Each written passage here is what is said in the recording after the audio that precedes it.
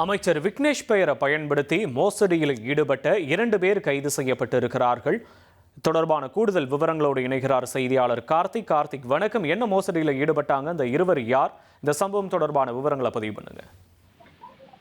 வணக்கம். மதுவிலக்கு மற்றும் ஆயத்தீர்வைத்துறை அமைச்சரின் பெயரை பயன்படுத்தி டாஸ்மாக் நிறுவனத்துல போக்குவரத்து ஒப்பந்தம் பெற்று தருவதாக 21,99,000 ரூபாய் வரைக்கும் மோசடி செய்ததாக விருதுநகர் மாவட்ட குற்றப்பிரிவு போலீசார் வழக்கு பதிவு செய்து நடவடிக்கை மேற்கொண்டிருக்காங்க. இந்த வழக்குல 2 பேர் கைது செய்யப்பட்டது மட்டும் இல்லாம மற்றொருவரை பிடிப்பதற்கு போலீசார் தனிப்படை அமைச்சு விசாரணை மேற்கொண்டு வராங்க.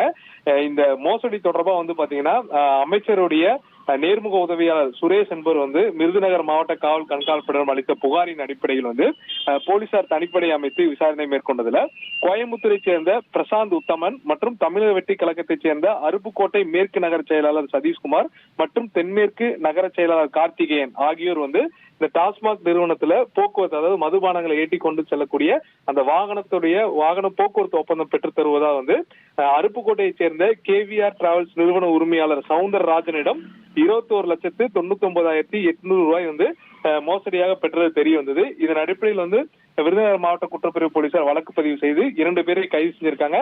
தப்பியோடைய ஒருவரை தனிப்படை அமைத்து விசாரணை மேற்கொண்டு வருவதாகவும் தெரிவிச்சிருக்காங்க. அதே சமயம் அமைச்சரின் பெயரையோ அரசின் பெயரையோ தவறாக பயன்படுத்தி சட்டவிரோத நடவடிக்கையில் ஈடுபட்டவர்கள் யாராக இருந்தாலும், தமிழக வெற்றி கழக கட்சியை சேர்ந்தவராக இருந்தாலும் எந்த விதமான பாகுபாடுமின்றி நடவடிக்கை எடுக்கப்படும் என அமைச்சர் அலுவலக தரப்புல தகவல் தெரிவிக்கப்பட்டிருக்கு. உங்களுடைய விவரங்களுக்கு நன்றி கார்த்திக். இனி செல்லும் இடமெல்லாம் செய்தி.